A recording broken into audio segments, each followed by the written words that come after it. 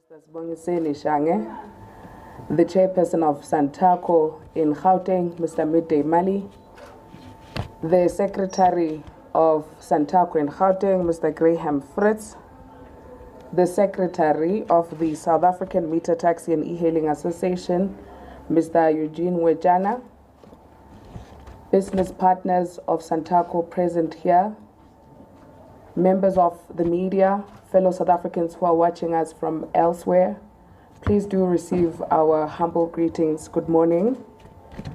I am Machikidi Rebecca Pala. I head the communications department nationally of the South African National Taxi Council, where I also serve as the spokesperson nationally, and I will facilitate today's media briefing. From the protocol observed, you already have an idea who are some of the leaders that we have. Nonetheless, I will still introduce them individually for your ease of reference. I'll start on the extreme right for me, which would be the extreme left for those of you who are watching me. The gentleman with a white shirt and a purple highlight is Mr. Sibongiseni Shange. He is the National Deputy Chairperson of the South African Meter Taxi and E-Hailing Association, shortened for SAMTIA, which is an affiliate of the South African National Taxi Council, SANTACO. The gentleman next to him with a maroon or burgundy cap is Mr. Midday Mali. He is the chairperson of the South African National Taxi Council, SANTACO in Gauteng. And then the gentleman with the black shirt is the National Public Relations Officer of SANTACO, Mr. Mandla Hermanes. The gentleman sitting in the middle with a suit is the first citizen of the taxi industry, the president of SANTACO, Mr. Mutlabani Abnatsebe. I believe you now know who we have in our midst. I've already also given credit to some of the leadership we have in the room, inclusive of both secretaries of SAMTIA and SANTACO in Gauteng, and some of our business partners, inclusive of the partner that trains the taxi industry, the Transport Education Training Authority, also known as TITA. The head of SANTACO's road safety campaign of Klokomela, Mr. Bafana Makakula, is also with us. Some of you may have already seen him. For purposes of this briefing, you colleagues will interface with myself and the leaders that are sitting in front of you. And without any further ado, we've been interfacing with yourselves and members of the South African public on a number of platforms after the South African taxi industry came into the news following some of the developments that have happened in Maponya Mall, but also some of the reports that have been circulated on social media. And so in addition to the engagements that we've been having with you as members of the media, we felt it might be important for the leadership to come and speak to you without time limitations, to explain everything, but also to give you an opportunity to sufficiently interface with your questions. Those that are watching online, I believe we've got people watching on the official SANTACO YouTube page. You're more than welcome to send through your questions there. Especially for members of the media, we will take all the questions when it's time for questions. Now, to get us started, I'm going to ask the chairperson of SANTACO in Gauteng, Mr. Midday Mali, to come give us an address from the perspective of the province at a time when we all know the incident of what happened at Maponya is an incident that happened in the province of Gauteng. Chairman.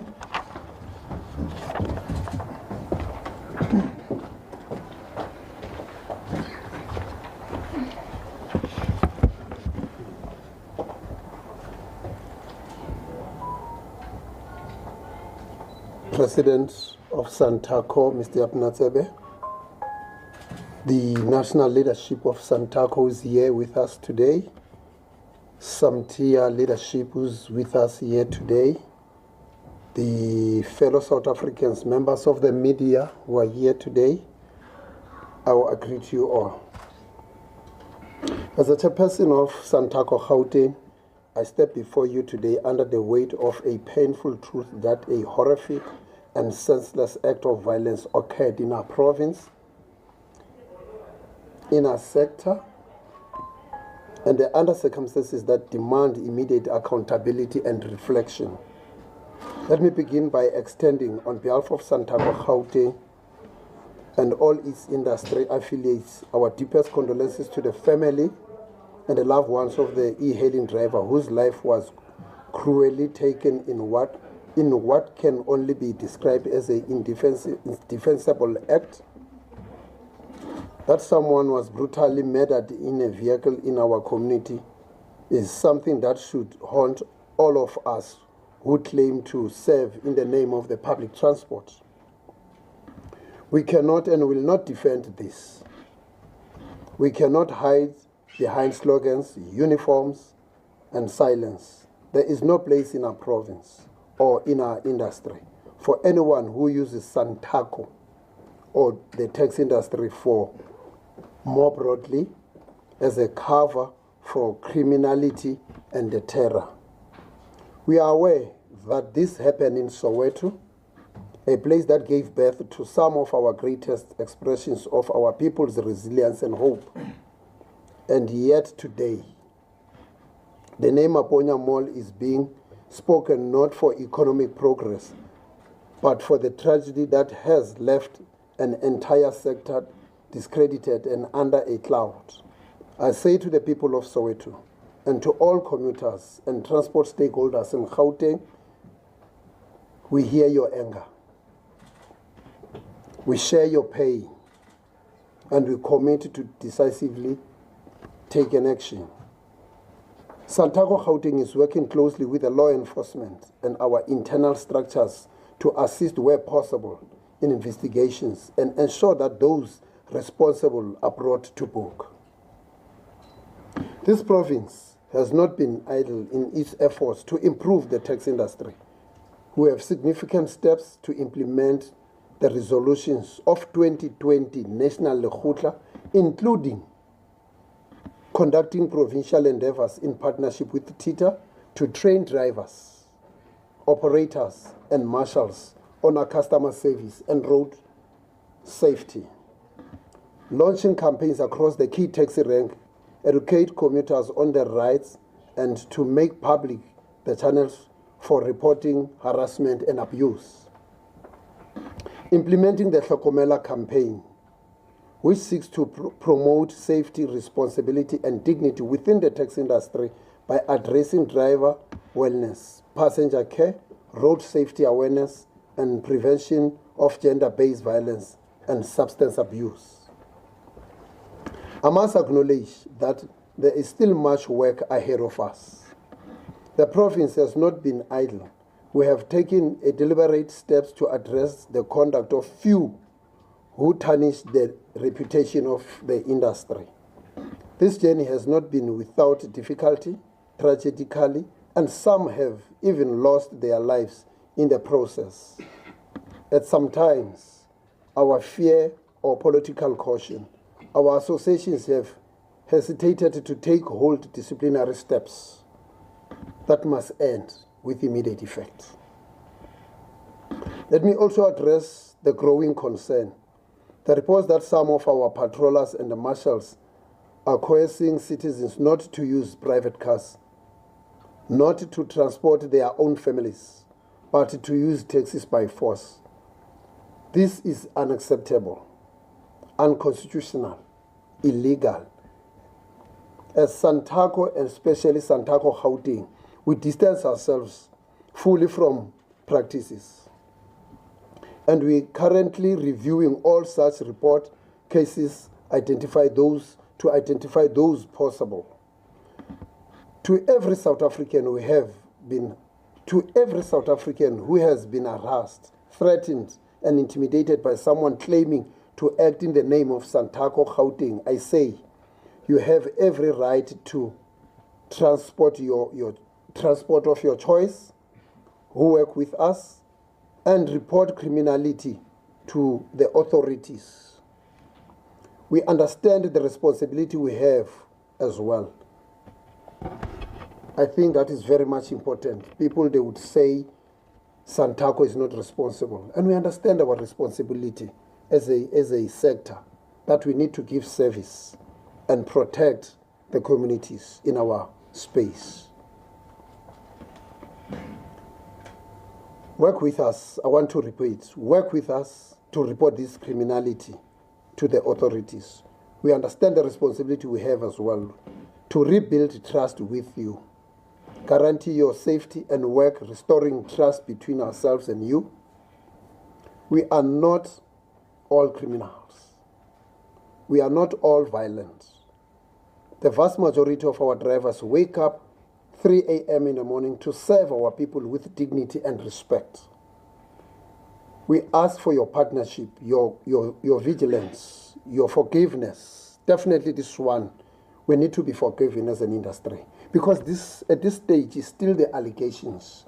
Then the law enforcement has to do a thorough investigation and come up with a report. Not to excuse wrongdoing, but to build a sector that is transparent, safe, and responsive.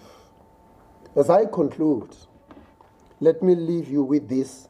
Rebuilding public trust in the industry is not just about press conference and speeches, it's about action.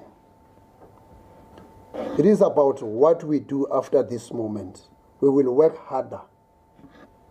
We will work smarter. And most importantly, we will work with you, the public, to ensure that strategy become a turning point. Ndiabulela, Kialeboa, I thank you.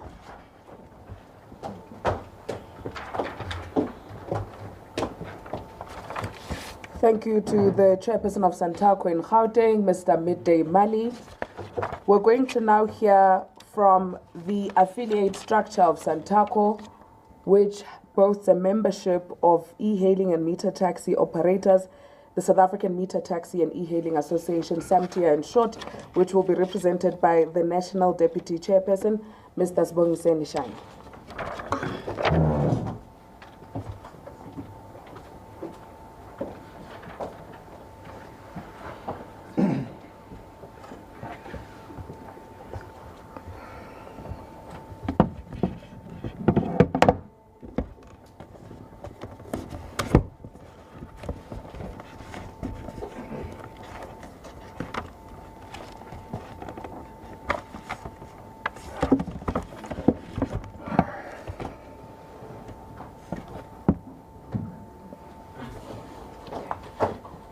Chairman, I'm told you are challenged in terms of height.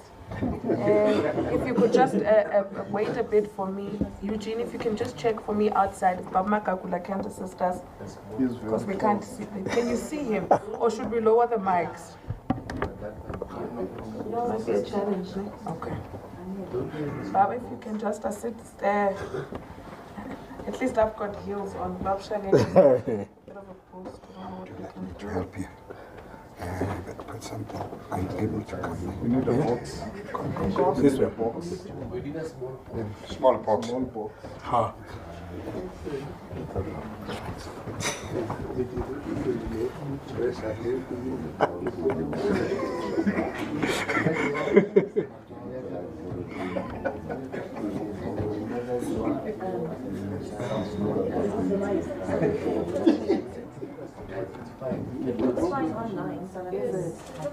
It's fine. Oh. Otherwise, you must spoil me your ears. Okay. President Tsabe, my PRO national, Mr. Hermanes, SANTACO chairperson in Gauteng, Mr. Mali, distinguished guests, members of the media, colleagues in transport, and my fellow South Africans, good morning, Sanbonani. It is both a privilege and a moment of deep responsibility to address you today on behalf of SAMTIA, which is South African Meter Taxi and E-Hailing Association, a proud, committed affiliate of SANTACO. In my days before we joined SANTACO, that was 4 years ago, we had a different perception about SANTACO. That's why we understand the perception out there from the communities about SANTACO. But when we got closer to SANTACO, we learned that it's a school of transportation, it's a school of the taxi industry, whereby we were transformed and we were formalized. That's why we have South African Meter Taxi and E-Hailing Association. South African Meter Taxi E-Hailing Association is doing some responsibilities in terms of transforming the industry. In a sense that after we have learned about the recruiter resolutions, we have taken upon ourselves to make sure that we transform ourselves by partnering with relevant stakeholders. Another stakeholder I can mention today is a stakeholder that is with us today, which is TITA. Through TITA, we were able to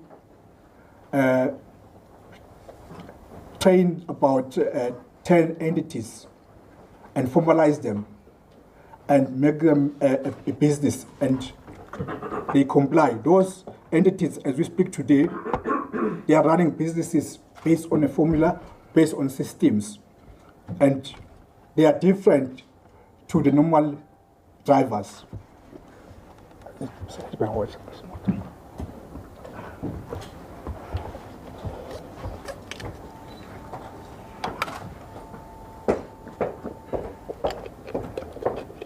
Over the years, it's been a decade now, you've realized that the industry has been fragmented and it has been distressed due to informality and due to non-compliant. But instead of us complaining and crying and being crying babies, we decided that we need to do something about it. Through the partnership, we are able to access other stakeholders in the industry to help us in terms of systems like fleet management system that is assisting us to identify and also to have a record of the people inside the vehicle, and also with cameras. So through those systems, we are able to run the business profitably. But I should say, it is a very challenging moment whereby now the industry is saturated in a way that the app companies, especially the the overseas companies, are not actually taking accountability in as far as looking at supply and demand. So even though we have trained those 100 entities, we still have a challenge in as far as the resources are concerned. This is a global challenge in as far as these app companies are concerned. But from there, we have extended our footprint to other provinces. We have 7 formal provinces that are part of us now, namely Northwest, KZN, Free State, and Mpumalanga. We are calling upon all our brothers and sisters that are on e-hailing to come closer to us and to formalize and to make sure that we comply and to make sure that we are part and parcel of the Apex body, because of Apex body is channeling and advocating unity, transformation, professionalization, and also innovation. Through that innovation, we have welcomed the youth. Through the policy conference, we welcome the youth and to make sure that the organization become innovative. As I'm talking to you, I got my leader here who falls under youth, my secretary, Eugene Mochana, who is championing the tourism desk in SANTACO. Through that tourism desk, we have realized that we're playing a very big role in domestic tourism. 80% of the domestic travelers are actually being transported by the industry. But all along, because of we've been working informally, we didn't realize that we have partnered with tourism sector, and the tourism sector is willing to work with us and formalize us. Through the realization that we can't do it alone. We need to have partnerships and partnerships that are professional and partnerships that are from the private sector. We are also partners with high-level education. Why high-level education? We're transporting students on daily basis. Millions of students that we are transporting. We want them to be part and parcel of the future mobility research so that we realize the change and we realize that the industry does not stand stagnant. We also have partnered with security companies, a security company that has been there for the longest time in terms of using the digital system from their end. You would know that we do have patrollers that are seen to be harassing the community. We want to change that around. We want the patrollers to look after the community through using systems in terms of response through crime or response through anything that's got to do with that is affecting our commuters at the rank at any given time through using the system. You will know that on e-hailing, we had many killings, we had many human trafficking, and we had many kidnappings, whereby we were depending on e-hailing companies to give us a SOS button to respond to such crimes. But by us partnering with a reputable a company that is going to provide us with systems, we have decided that we don't want to be confined by these app companies, but we also need to respond and to know who's in the picture and who's working with us.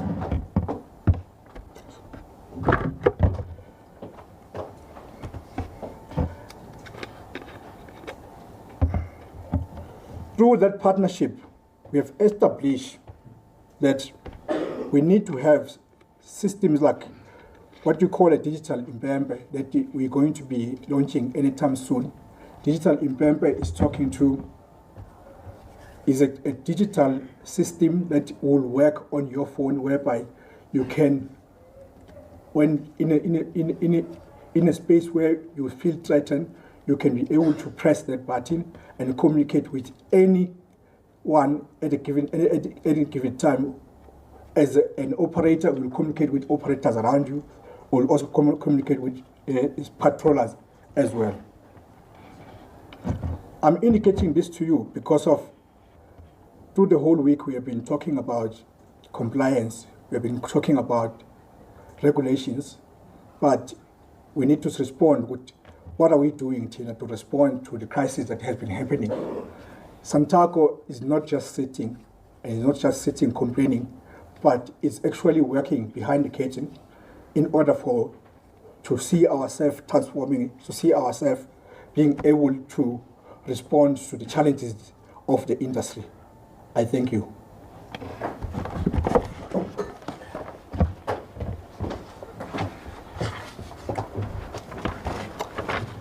Thank you, Mr. Sibongiseni Shange, speaking on behalf of an affiliate structure of SANTACO, the South African Meter Taxi and E-Hailing Association. We will now, ladies and gentlemen, get an address by the President of SANTACO, Mr. Motlhabane Abnatsebe. President.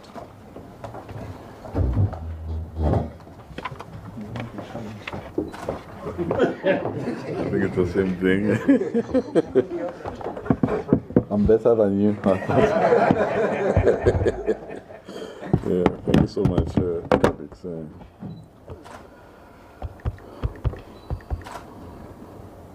Thank you very much for this opportunity. And good morning, colleagues, members of the media, fellow South Africans, partners, our partners, SANTACO partners, and the leadership of SANTACO here with us, office manager and the SANTACO spokesperson. I know it's a very sad this week. In fact, I was on leave. I had to come back because there's a crisis. The house is burning. We gather here today, colleagues, under very painful circumstances. Last week at Maponya Mall in Soweto, our nation witnessed an unspeakable act of violence.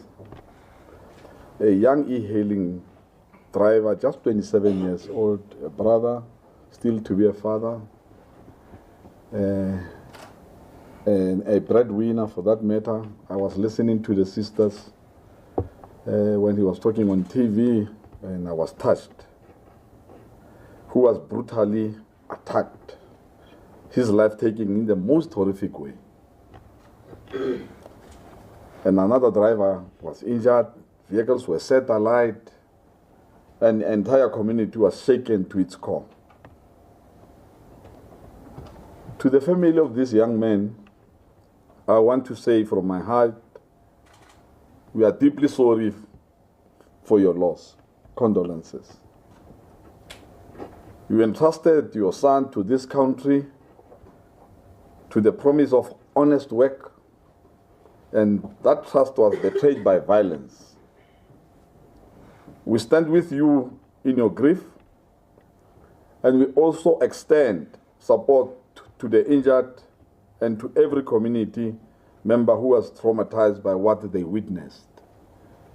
And we want to also confirm, we've seen family asking for support. As SANTACO, we are ready to take care of the body in partnership with Tebolethu, a funeral parlor. I've sent my team to talk to the family if they would give us that right to take the body from Gauteng to KZN and also to bury the body. All sponsors can take care of other stuff, like your catering and other stuff. So, colleagues, this is one sign that we are the engine behind the nation. SANTACO cares. And we also spoke to some Soweto ministries because we need divine intervention in this regard. After the funeral and everything, we are sending a team to go to hospital to check on those that are still in hospital. And after that, we will do a prayer day or a prayer at Maponya Mall. And we've got support of the bishops and the ministries. I was talking to them this morning, and they're waiting for us. We still have to go and consult with the Maponya management to make sure that happens somewhere in September, because August is already gone. This strategy is not just a transport story, it is a human story. It is about life cut short.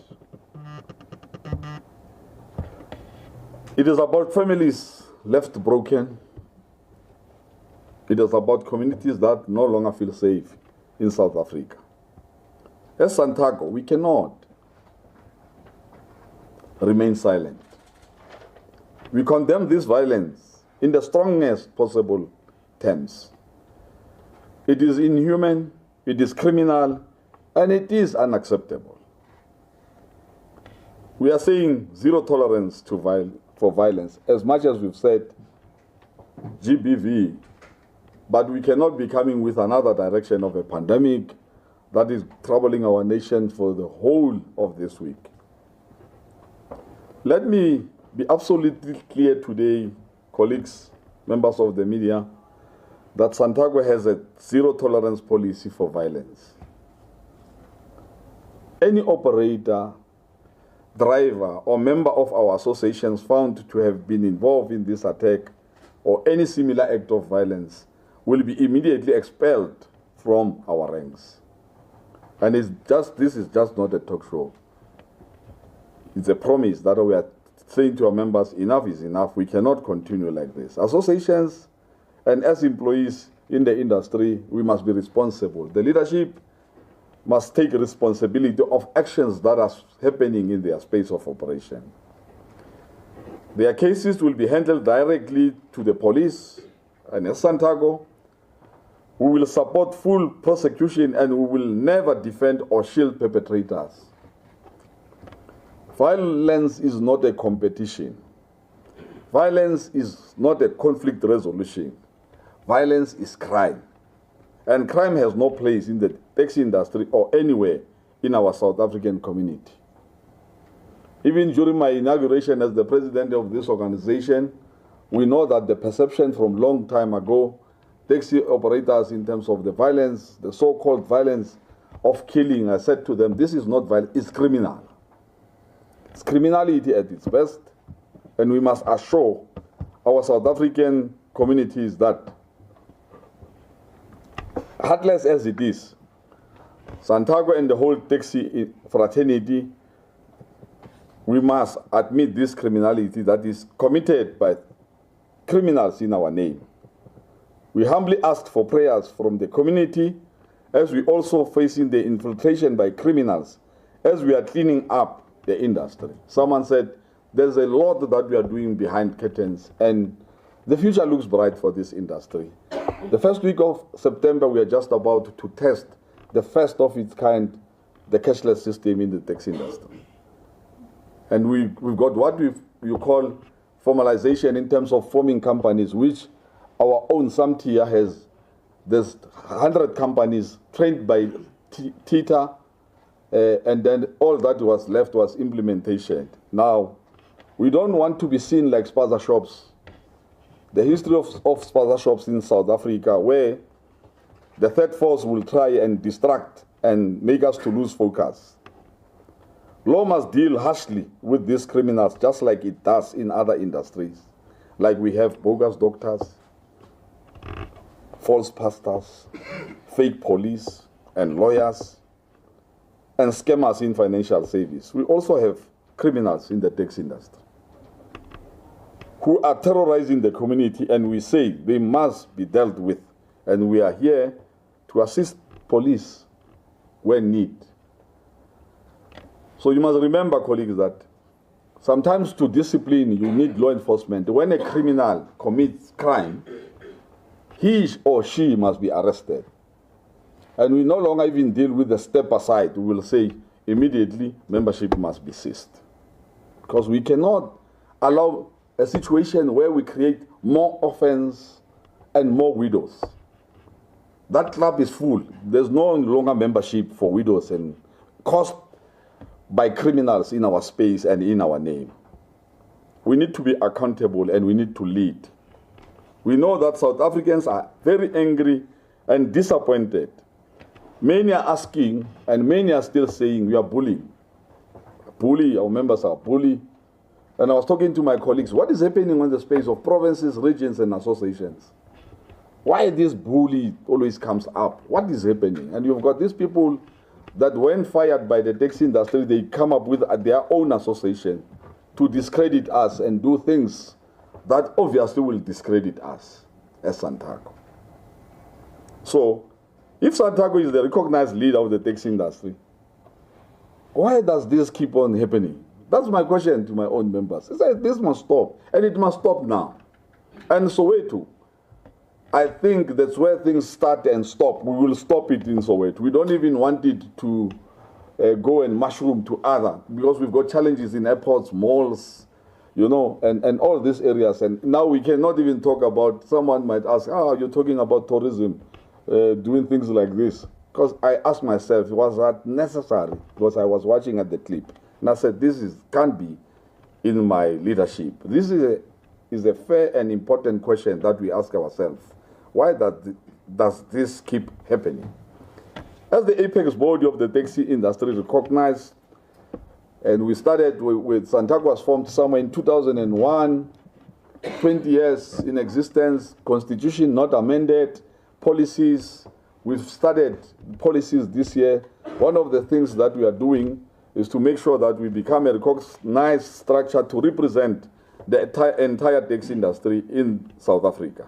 We are also into scholar transport. We've seen a letter from one of the associations threatening even the students. And I'm asking one person who says, SANTACO says there must only be only the drive in a private car. Most I'm a man, I've got a family, I've got kids. If I say that, how am I going to do with my own kids?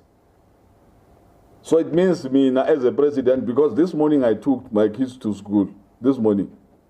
So it means I must, so it's me saying other people must not do it. It's highly impossible. It needs common sense. But we cannot do that because we are also part of the community. We are not from another planet, coming and dictating terms to other people not to live. We cannot change the scenario of South Africans to have a free choice in terms of choosing a mode of transport. We need to compete free and fairly so. That's our mission. The taxi industry has been doing it for quite some time. So I'm wondering, Okuti, where does this demon come from? When you take a taxi and go into a funeral, you're from Pretoria to Soweto. You can't even be able to come into Soweto. Being a taxi, so it is highly impossible. And we are working on these things because it troubles us as leadership to say, this can't keep on happening, and people on our behalf saying things that the communities are looking at us as if, no, something is wrong in our heads. We know exactly that we are South Africans, we are black South Africans, and we are in business. As much as, sometimes I was saying, regulations, fine, regulations, the ministry or the MEC or operating license, but if that is a challenge, why not bring it up so that we can be able to address, not go and kill and ban. How do you solve a problem whereas you create another problem? And we are saying dearly to our members, you stop this. It has to stop. And it has to stop now. And someone might ask, we've got so many, we've been engaging. We even engaged the Ministry of Police to say, now it's enough, people must be arrested, so that we can show that we are very serious on this. As the apex body, there was a recognition through the 2020 National Taxi Quota. There were a number of issues raised, the subsidization, professionalization, formalization, and so on and so on. We cannot pretend that incidents of violence have nothing to do with us. And we are saying, at the Lakota resolution, that's why you see the SANTACO here. You've got your cross borders, a lot of challenges. And if we can talk about these challenges, we can, but we cannot always react on violence when we want to solve issues. And sometimes these things, they just go out of hand. Anyone can say anything, and it will go very bad. And it's very bad for us to be here today and talking about what happened, because we cannot, there's no excuse about it. We cannot pretend that violence have nothing to do with us. But when the public sees violence in the taxi space, they see the entire industry, and by extension, SANTACO. And I've mentioned churches, the banking sector. You've got most fake lawyers, but that does not mean if you've got a fake past, we must no longer go to church. It can be. So this is one of the examples. And I was saying to Pastor this morning that Lucifer was one of God's favorite disciple, Lucifer. But he became devil. And someone said, but God, because he's a forgiving God, why he did not forgive Lucifer? It's because Lucifer never asked for forgiveness. So SANTACO is coming forward to say, forgive us. We are working on this. And we want divine intervention. God is not a sleeping God. He will always listen. Someday, we'll get an answer. Who's behind this? If it's a third force, we want to see him, because we will never vanish, as Pastor Shop says. It has happened to Pastor Shop. We've learned our lesson. We know. We are in South Africa. Let me also address a matter of ongoing confusion about SANTACO's role. 2020 National Taxi Quota as an apex body, of course. And someone who might be surprised, why SANTACO? And because we are an apex body, we are a council, we are not an association, but we've got affiliates. We, SANTACO, we are also affiliates to the Black Business Council. So we've got, in terms of escalation, we are able to go further if things don't go well in terms of business engagement. So there's no need for us to fight and kill and ban. There's no need. And we are saying to our members and leadership and to the police, affected areas and associations must account to these killings. We cannot always be coming and talking and blaming, pointing fingers and think nothing is happening. Someone has died. And someone will die tomorrow. So we have to address this. So a historic gathering of government, which is the 2020 Lakota and the taxi industry, it was resolved that all operators within the public transport sector must converge under structured representation with affiliation to SANTACO as the apex body. This was not a unilateral declaration. it was a joint commitment to build a formalized and a regulated, professional and inclusive industry that better serves our people. Fellow South Africans, the community of South Africa and the taxi operators, we embrace this responsibility, but we cannot do it alone. Tackling violence and transforming the industry requires collective effort. Government, law enforcement, communities, and the taxi industry working together. Because I normally tell people, if you've done that, then it means the one who does that, what happened in Maponya, was moving very fast. If you want to move fast, walk alone. If you want to walk far, far into the future, let's hold hands. And we will show the enemy that, no, this is not your time. SANTACO is here to represent. So, we are saying, only through this partnership can we rebuild public trust and deliver the safe, reliable, and dignified transport system that South Africans deserve. It's only in the taxi industry, because there are good things that we are doing. If someone in the rank from Polokwane wants to come to Pretoria, and someone, they marked him and have taken the money, you know they always come to the taxis. We do give some free rides for those that are in need at that time. Yeah, most of the people, you can go, you cannot get into Gautrain for free, even if you lost money. So, I mean, I don't know, these people, our members, they are afraid to compete. We are strong, we know that we've got our weaknesses, but also we've got our strong. Our SWOT analysis is clear. We do have the strong, we've got the weaknesses, and we've got opportunities. And of course, we've got the threats. And this is the threat that we are creating on our own, self-hatred, to kill and not protect our communities. That can happen. That is why today I want to say clearly, we take full responsibility for ensuring that violence is rooted out of this industry. We have made progress over the years, but clearly the fight is not over. This tragedy is a call to intensify our work. We will not rest until discipline, safety, and professionalism are the standard across our industry. Transformation agenda at the 2020 Lekgotla resolution, followed by our inaugural 2024 policy conference, we adopted a comprehensive transformation agenda built on key pillars, that is formalization and regulation of the taxi industry, economic empowerment and broad-based ownership, professionalization and improved customer service, technology and innovation, and establishment of a regular strengthened labor relations, sustainable funding models, and inclusivity. The inclusivity program, I think, is coming closer. I think by the 1st of October, Transport Month, we'll be doing a program in a route between Pretoria and Johannesburg, I think, after the test for, or after the launch of the cashless system. So there's a lot that SANTACO is doing. So we are in partnership with the Transport Education and Training Authority.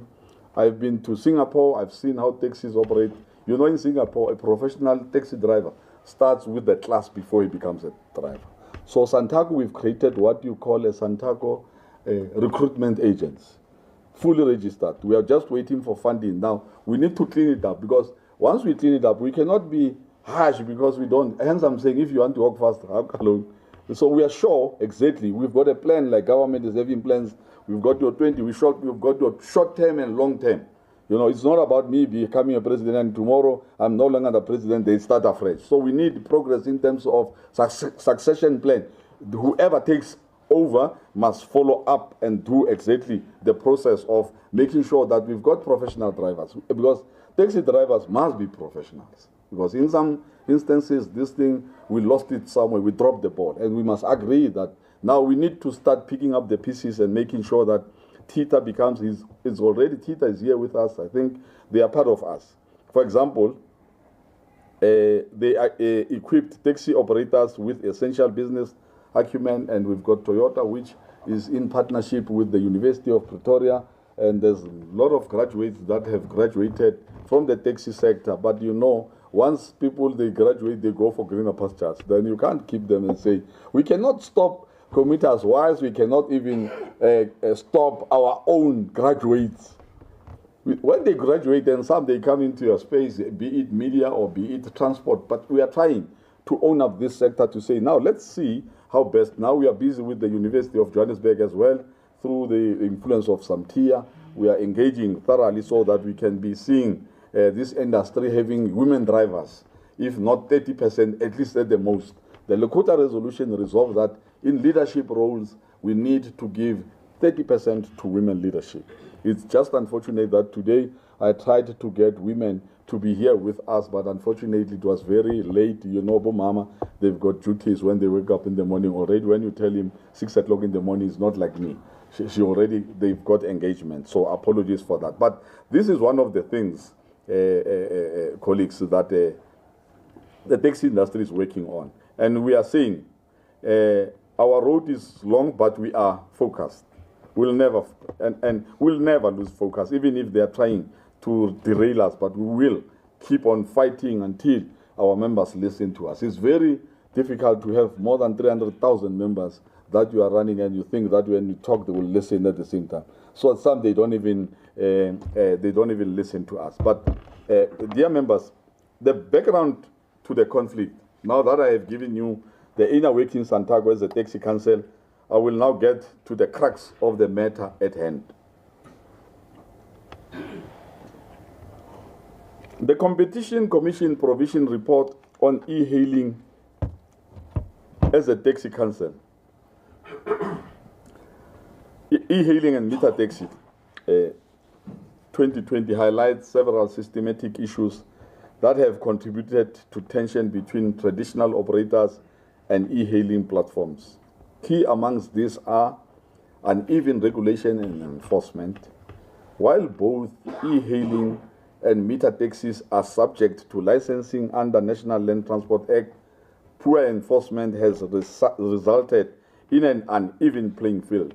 An estimated 79% of e-hailing operators operate without valid licenses. It's another matter, and say it's not an excuse that people must burn cars and shoot and kill. No, it's not, can't be. Pricing and area restrictions. Meter taxis face rigid area restrictions, leading to higher operational costs, while e-hailing operators enabled by digital platforms operate across municipal boundaries, your inter-metros, and obviously some they are even inter-provincial. This has intensified perception of unfair competition.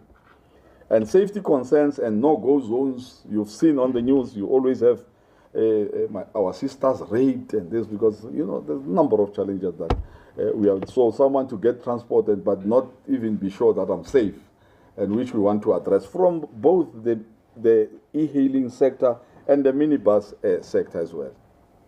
So, safety and concern. The Commission noted that the conflict has heightened safety concerns of passengers and drivers, with certain areas becoming unsafe and inaccessible for e-hailing services.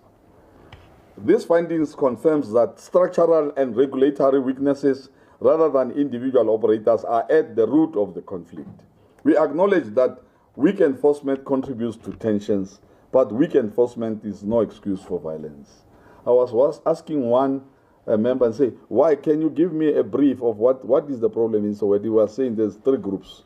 You've got local Soweto guys, then you've got the hostel, and you've got the Nigerians, they call them that. So you've got 3. So I said, oh, do you think this is internal? Possibly so. How? And then I said, now, okay, the minibus, and you could see that, no, yeah, something is just not right. They themselves now, they've got their own issues. And you might find that internally, so that thing that you call manpower, you go and pick at this one to come and assist you to fight this one. So this is something that we need to address, and address very harshly, because we don't want this kind of behavior in our space. And someone, when I was coming here, I think it was Power FM, they were talking about the statements that are coming out and so on. But there's a number of media perception, especially when it comes to tech, because where we come from, of course, yeah, we are dirty. That we are dirty, and we are cleaning it up, and we are almost certain percentage done now. We are moving, and even if someone cannot see us, but we are moving.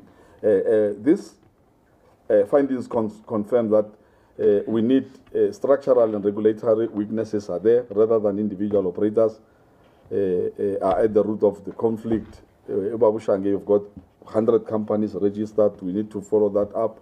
We acknowledge that weak enforcement contributes to tensions, but weak enforcement is no excuse for violence. And you know, you go to Mamelodi, you go to Tembisa, you go to Vosloorus, you go to KZN in Akwamashu, you've got what you call a Mapela. And at some stage, you've got in Olivenwood Bosch, you've got these Mapelas, and some of the quantums, that 7-seaters, belonging to an association, a local association in that area. You get into other space, which, you know, someone was showing me the finding of the movement in Barra, just the movement. It's equals to OR Tambo and Cape Town, what do you call the airport in Cape Town, combined, the movement in Barra. So it can tell you that Soweto is big. We have to make sure that this thing, we don't lose it to get out of Soweto, because else we might have trouble. So that's why I'm here, and then also taking this into cognizance that there's no excuse about what happens. Tensions in the industry, but not excuse for violence. We must also be honest. Tension exists within public transport. It happens. Sometimes you find out, you wake up in the morning, buses are stopped in the what do you call in Mpumalanga, Limpopo, somewhere in Marapian, stopped literally with full loads going to work in the morning. And these people are using quantums to stop bus. Hey man, how do you stop a bus? Are you able to ferry Lo Mama or Yema Kishin that earns only daily, he works once a week? You stop the bus. You're creating job losses. But we've got a space. We are engaging Saboa and other structures of the buses. How can we work and have a collaboration? As SANTACO, we are saying, let's have an open strategy to talk to other stakeholders in transport sector, not fight and stop and close roads, kill, ban. We can't. Minibus and midi taxis, meter taxis, e-hailing services, cross-border operators and scholar transport, all of these sectors serve 18 million of South Africans every day. Sometimes competition over routes, customers, or operating space creates conflicts. You know the history of the taxi industry. Always when there's a conflict, they kill each other. You ask, what is the problem? Route. How route? Now that one is now you're starting another one. We cannot allow this to come back. There is also a new trend of criminal elements where criminals hide behind the name of the taxi industry to commit heinous crimes such as kidnapping, killings, extortion, drugs, violence in all forms of. The list is endless. These criminals do not represent us. They do not represent the taxi industry. This is sadly the country we live in, where crime has become rife. But let me state clearly, no tension, no dispute, and no frustration can ever justify killing or threatening another person. There is no justification for what happened at Maponya Mall or everywhere else in the country. None. An immediate intervention at Maponya Mall is needed. In the days after this strategy, we worked with the industry leadership, Gauteng provincial government, e-hailing representatives, mall management, and community leaders to calm the situation. And we are still going to go out and make sure that we visit those families and go to hospitals and make sure that we take over what we've started to bury that body that was burned. I want to acknowledge the leadership of MEC Kedibone Diale, who convened agent talks that produced concrete solutions. We are here to support any move that will bring stability in Soweto. Together, we agreed on the following measures. Justice for the victim. Police have committed to prioritizing this case using available CCTV footage and community information to track down and arrest those responsible. Justice must be swift. Shared access. All transport operators, taxis, e-hailing, and meter taxis will have equal access to operate inside the Maponya Mall transport facility. There will be no go zones. Security at the mall will be strengthened with visible policing and coordination between SAPS, JMPD, and private security so that shoppers, drivers, and passengers feel safe. And licensing help desk, we will urge the province to have a temporary government office to be set up near the mall to fast-track licenses, operating permits, and registrations for both taxis and e-hailing operators. This will help end the accusation of illegal operators that fuel conflict. Zero intimidation. All parties agreed that no operator or passenger will be intimidated, threatened, or harassed. Any such incident will trigger immediate law enforcement action. Leadership, members of the media, personally, I'm going to visit Maponya Transport Hub with provincial leaders to speak directly to drivers and commuters. We explained these commitments and called for calm. Since then, the mall, I think, has reopened, and for now, peace has been restored. But we know peace must be built on more than promises. It must be built on trust and enforcement. Long-term solution across the sector. This incident is part of a bigger picture. That is why SANTACO is intensifying its work across all transport modes, mini, bus, and midi buses. We are tightening our codes of conduct, expanding training programs, and disciplinary and members who breaks the law. The e-hailing. We are engaging directly with the e-hailing platforms and associations to ensure drivers can operate safely. We support updated regulations for e-hailing so that everyone compete on a fair and legal basis. And we are also dealing with the strategic alignment of these sectors. The meter taxis and the e-hailing is one and the same thing. I've learned the lesson of that. I did not know e-hailing. Meter taxi stroke e-hailing. We are facilitating cooperation between meter taxi operators and other modes, especially at malls, airports, and hotels where competition is sharpest. Cross-border, we are coordinating with cross-border operators to reduce disputes and ensure compliance with cross-border transport rules. On this one, I also had a challenge. I said with the cross-border operators, the route, the corridor to Zimbabwe, it's got more than 400 buses, big buses. Only one taxi loads from Johannesburg to Maputo a day, but it's more than 50 buses loading every day. And I asked the reason why. A bus from here to Zimbabwe is 250 rand per person. It's not even a price of a taxi from Johannesburg to Limpopo. So they wanted and said, no, let's engage. So we're engaging on this one. So this is one of the examples that our affiliates, when they come forward, we will engage. You tell us where to engage, we'll go directly. Not go and bend bridges, and when we come here, there's communities are not safe, the South Africans are not safe at all. And the scholar transport as well. We are working with schools, parents, and government to ensure children's safety. Vehicles must be roadworthy, drivers trained, and violence kept far away from our children's journey. I think this letter from this one, I condemn the KZN letter. Say no, you can't get into that space. Now you want to go and kill the future again. Now you've already killed another future. 27 years, a father, a brother, a breadwinner. Now you're going to schools. No, we cannot allow. Even if there is something is going wrong, let's say for an argument's sake, something is going wrong, we are saying no, we don't touch the schools. We'll engage with the schools. We'll give instructions to our provinces, to our regions, to our associations, because most of members who are providing scholar transport are taxi operators. So we don't want to take this violence to schools, please. We must be loud and clear on that one. And we know that vehicles must be roadworthy. We've seen the last one, the bust in Mpumalanga, and the one in Western Gauteng where kids were banned in it's a scholar, this is a scholar transport. We are looking at these things and we want to end. These are not just abstract commitments. They are part of SANTACO's responsibility as the apex body to bring the entire industry under a culture of discipline, professionalism, and peace. SANTACO's position today, we condemn all forms of violence, all. Disputes over market share, licensing, or pricing cannot and must not be resolved through intimidation or killings or banning. Our priority is to protect passengers, drivers, and the broader industry. We call on government and all stakeholders to engage, implement the Competition Commission's recommendation, including the removal of rigid area restrictions, except in exceptional cases such as airports, the expedited processing of operating license to eliminate backlogs and reduce illegal operations, the creation of a specialized sub-unit to deal with public transport-related violence and safety enforcement. To the public and our commuters, I want to speak directly to 16 million plus of South Africans who use our services every day. You have the right to choose how you travel, whether by private car, e-hailing, meter taxi, bus or train, or the taxi, you've got a choice.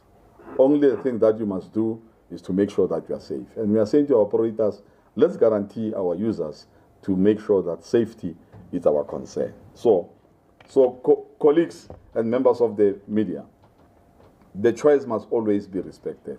No commuter should ever be told what service to use or be punished for their choice. Your safety is our priority. Just now the chairperson showed me a vehicle stopped with a pregnant woman in it. It was stopped. I think the woman was just terrified, then he gave birth. It can't be. Now we are pushing now even pregnancy to give birth before even a birth. No, I don't know who's this guy. You don't know, I'm asking myself, I know this is a demon. We can't believe. Now, I'm talking about now. He was showing me the clip. Because now they are taking advantage of the social media platforms that are saying, hey, taxi, and everybody can come and be a criminal in our name. It can't be. That's why we're coming open and saying, no, not in our name. It can't be. No commuter should ever be told what service to use or be punished for their choice. Your safety is our priority. That woman, we ask ourselves, whose woman is this? Because he might be a wife to someone, or maybe even to one of us here. We cannot allow that situation. Many of us South Africans are where we are, having started with the taxi journey. This country is where it is started with the taxi industry. Our freedom, we achieve freedom using taxis to cross, for some to go to exile, using taxis. We cannot be turned and become enemies to our own country. That is a history that can never be erased. It is a history that should not be distorted. We also know that incidents like this make many of you fear taxis. It's a fact. I understand that fear. I myself was once a commuter, a taxi driver, and today, taxi owner and also the president of this big organization. But I want to assure you, the vast majority of taxi operators, 200,000 strong, and drivers, approximately 300,000 strong, are decent, hardworking people who simply want to provide for their families by transporting 16 million strong safely to your destination, which sometimes, I'll give you an example, the route between Johannesburg, I know you know that conflict between the big bosses of the taxi industry, between the Johannesburg route and Pretoria. We stopped it as SANTACO because drivers were shot every day, 2, 3. That's why do you kill drivers, Can? Because these people are here just to work. And then you start a fight, you go and hide in suburbs. And the poor drivers must be compromised. We said no. And that violence, you can go and ask, you can go to MTN taxi rank and ask, they will tell you. We were able now to address another one in Cape Town. It's not that we are doing nothing. The Maponya one will be addressed, I can promise you now. We will come back and tell you exactly. To every South African who has ever been harassed, intimidated or wronged by someone acting in the name of the taxi industry, I say, we are very much sorry. We are sorry. We are not perfect, but we are committed to doing better and rectify what we've started. We plead with you, do not give up on the taxi industry, despite its flaws. It remains the backbone of mobility for millions. Work with us and we reform and we rebuild. To our members, finally, to my fellow operators, drivers and employees, this is a turning point. We have fought for decades to build recognition and respect for the taxi industry. We cannot throw that away through acts of lawlessness. If you choose violence, you choose to leave the industry. Choose to leave industry. There's no more space for the violence. If you choose intimidation, you must choose to leave the industry. There will be no protection, no excuse. But if you choose professionalism, respect, and peaceful services, then you are part of building a stronger future for our industry and for South Africa. In conclusion, this young man's life should not have been lost. His death must not be in vain. Let it mark the line where we, as an industry, say, never again. We honor him and we honor every commuter who depends on us by choosing peace, by enforcing discipline, and by working together across all modes of transport. There is important work already underway in our industry, work that is meaningful, impactful, and transformative, even if it does not always make the headlines. Let this strategy be the turning point where we convert pain into progress and where the taxi industry demonstrates that it can be safe, professional, and respected. I urge all members of the media, let's report responsibly, because this is very sensitive. So, do not generalize criminal acts as a taxi industry. We don't own criminals.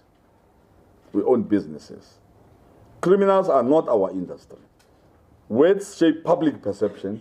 Whatever we are saying, it shapes the public perception, and public perception shapes peace.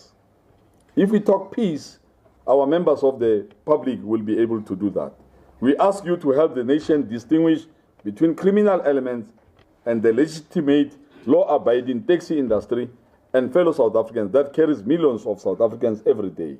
SANTACO is ready to lead this change with government, with our affiliates, the media, private sector, with the communities we serve.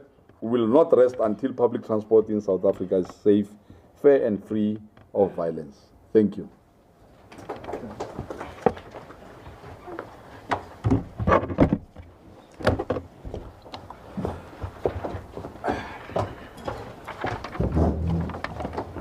Thank you, President.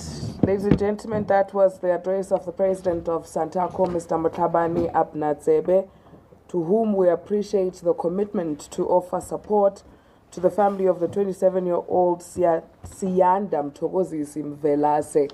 And we want to reiterate that we'll be reaching out to the family. I'll ask the Public Relations Officer, Mr. Hermanes, to please come and give us a summary, essentially, of the sentiment as expressed by the Council today. Immediately after that, we'll take your questions. For the colleagues that already have to do crossovers, please just drop me a text so that we can arrange as the PRO is speaking.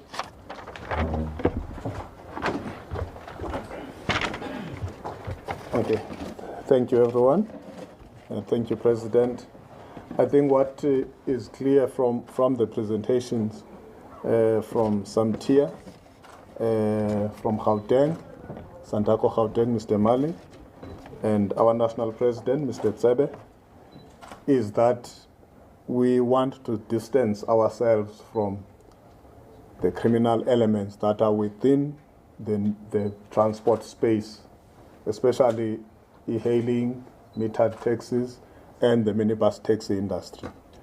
And we want the media, the public, to assist us in communicating that message.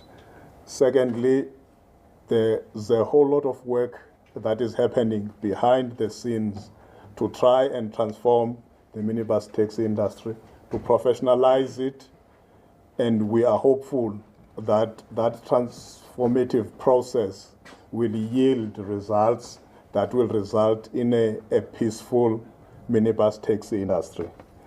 And also what is clear is that as the SANTACO, our livelihoods actually depend on there being peace within our space, because peace or violence chases away our customers. It takes us a step back as we try and move with the times. We cannot be acting as if we are in 1985 when within the taxi industry it was the survival of the fittest. So those things are very clear. And also what is clear is that we will support the family of Ubaba Mvelase. And we are not proud to do that, because he should not have died in the first place. But we have to own up as the minibus taxi industry and right our wrongs. And also, lastly, this is not going to be just a media conference and then we go back to business as usual. We have taken steps. The President will visit the Maponya Mall. We will engage with operators who operate in that rank. We will engage with the community of Soweto. And this message will be cascaded down to all the provinces and all the regions and all the primary associations, so that we can deal with these letters that we see via social media that an association in Pietermaritzburg is threatening scholar transport providers or threatening educators saying when you go to school, don't give lifts to school kids. So we want the message to go down to the operator on the ground. So we are going to embark on that. And then also there's a need for greater collaboration between SANTACO and law enforcement and government, because some of these things, they need SEPs to up their game. People cannot kill with impunity because there are no arrests, no consequences. One of the things that will assist us in dealing with the violence is when you kill someone within the industry, there is a high probability that you will be arrested and convicted. If there isn't that, then the incentive is there for people to think they can act with impunity and there will be no consequences for their action. And then also from our side, regulations that would allow SANTACO to actually take steps, punitive steps against associations who are caught in criminal activity or members within associations, because sometimes the criminal individuals within associations are so fearless that even the association itself just capitulates. They can't do anything to these guys. So something must happen at national level so that SANTACO can stamp their ground and say, this is our responsibility, public transport is our responsibility, and our livelihoods are dependent on it. Thank you.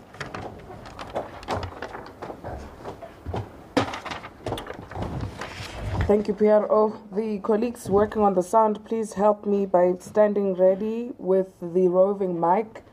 Colleagues, thank you very much for having listened through. It's now time for you to pose your questions. By show of hands, please do that.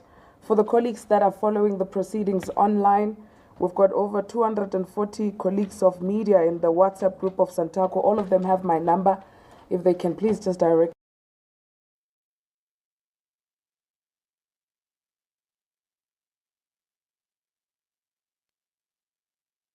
And then I'll take you. That'll be the first round, and then I'll come for another round.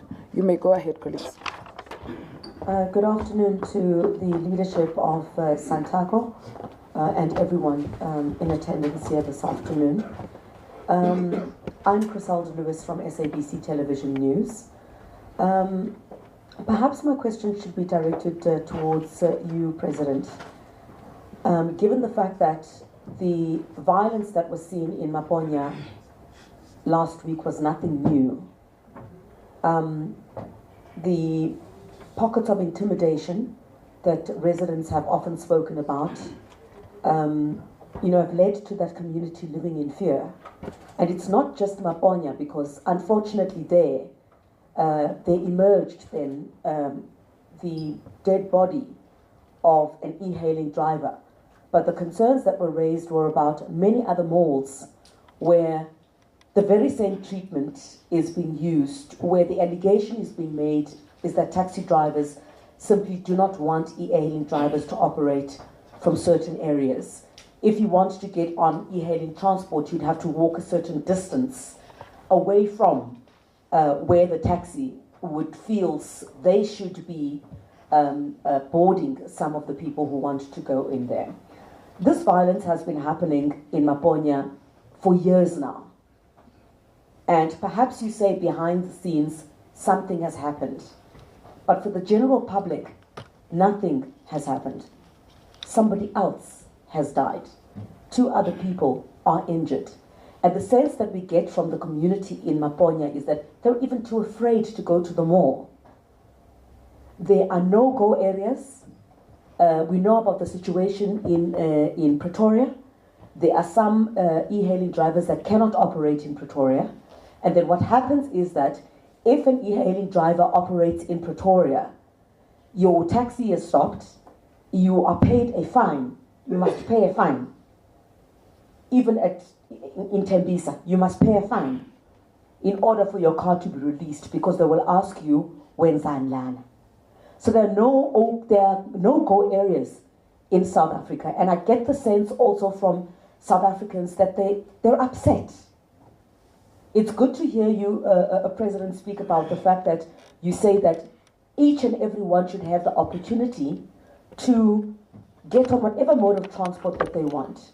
But what have you done about these rogue elements within your structures? Okay. How many people have been suspended? How many people have been taken to task? Okay. Because ultimately, these are individuals that sit under you as an umbrella body. If they are a law unto themselves and their own associations and you are not able to deal with those aspects, that also falls on you, not having to be able to deal with the association itself. Because what is clearly demonstrated at this point, President, is a community that is living in fear. At what point do you reach in South Africa where you cannot even get on a taxi or choose with your money what you want to do with it? It's like forcing me to buy a loaf of bread, yet I need to buy milk because I need milk this evening. Okay. It doesn't make any sense. Thank you. Thank you so much. Okay, let's move to the back. Veronica Mahwadi here from Newsroom Africa. Speaking to my colleague's point, specifically where she says that this harassment and what we've seen playing out at Maponya Mall is nothing new. We hear you, President, we hear you, Chairman, speaking about the fact that you want South Africans to take you in confidence, but why should South Africans believe you now that SANTACO is serious about ending the type of violence and the criminality that we've seen happening? It also brings me to the issue about barring ordinary citizens from picking up relatives, picking up friends, colleagues on the road, being told that they cannot, essentially have lift clubs in public roads that are open to all South Africans. I believe that if we didn't have the kind of access we do now to cell phones, to footage, and videos being circulated as quickly as they do, we wouldn't be sitting in this room. Because again, that is nothing new. It's been going on for a very, very long time. And I think also just, where do citizens get help? You say they should report to the authorities.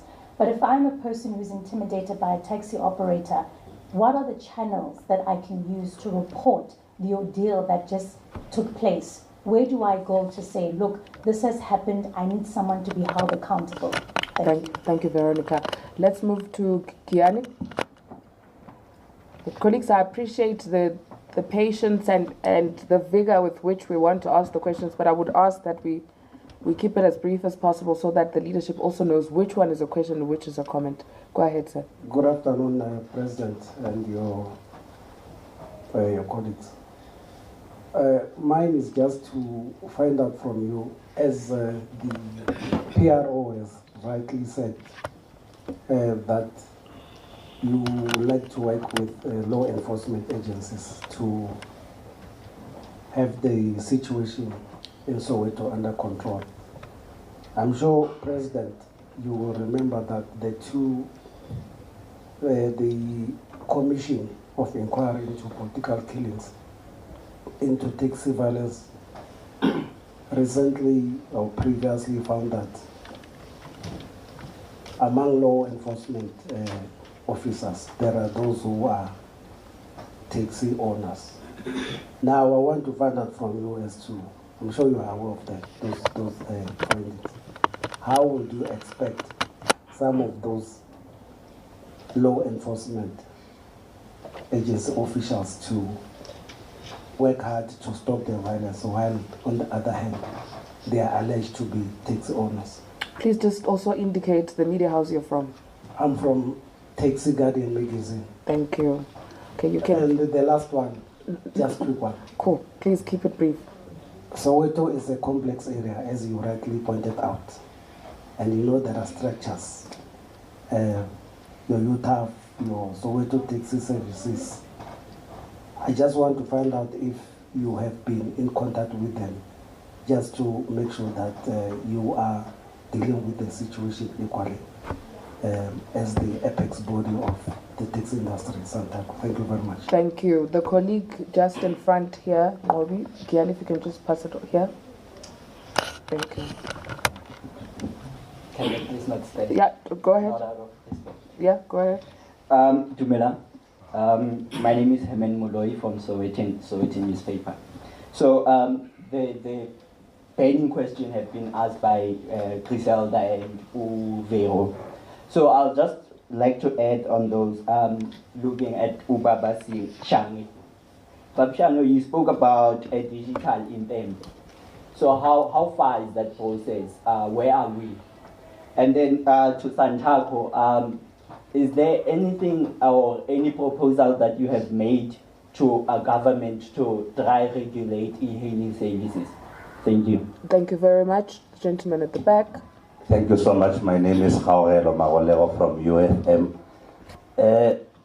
President, there's this practice of patrolling, so they say, when they are manning the roads.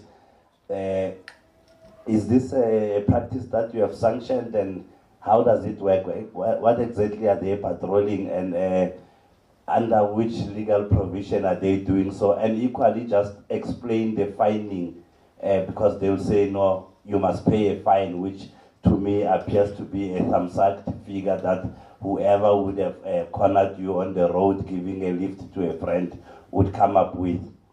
And as SANTACO, would you say that your word is final on these affairs? Because just on the aftermath of the incident there at Mapolo-Nyamol, we spoke to the National Taxi Alliance, and they flatly denied that that incident had anything to do with taxi operators. So I'm just trying to check whether we would not have a situation where you come here and speak and other operators say, no, those ones don't represent us. Just how far does your authority go as an organization? Thank you very much. Colleagues, we'll do a second round of the questions. Maybe if you can take the microphone to the leadership so that they can answer from where they are seated. The reason for that is... You can't. Okay, cool. All right, that's fine. President, you will advise us in terms of how you will spread the questions, because you are all leaders in your own right. And as the answers are being provided, especially what Mr. Magolero was just saying now, it must be clear that SANTACO did not also own up to the incident as being understood to have happened or being done by our members. That's why we've been saying criminality must be understood for what it is, and law enforcement must be allowed to do their investigations. President, I'll take a cue from you in terms of who you nominate to start first, and then you can sort of come in to close up with the first round.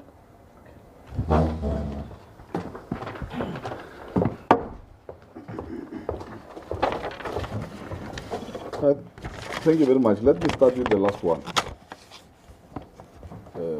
Other structures, and I've said it, the Lakota resolution by government. In fact, SANTACO is the body that was formed by government back then, in 2001, when the taxi violence was on top of the agenda every day.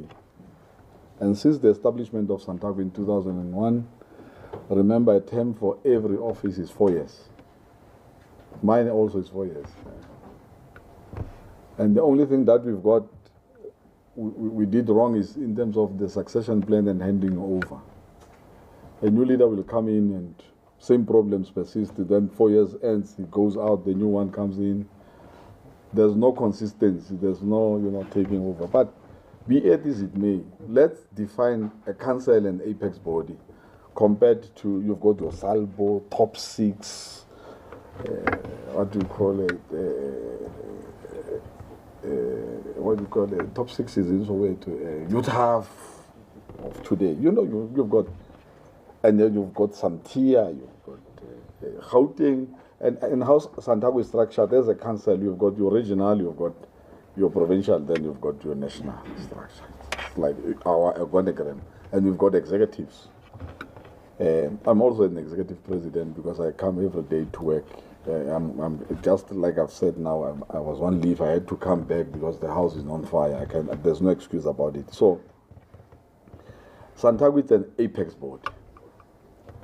And someone, you'll go to him and say, hey, these guys are not representing us. Hey, it's always a case. But here's the matter. As media, if SANTACO was quiet, what were you going to say if I say they don't belong to me?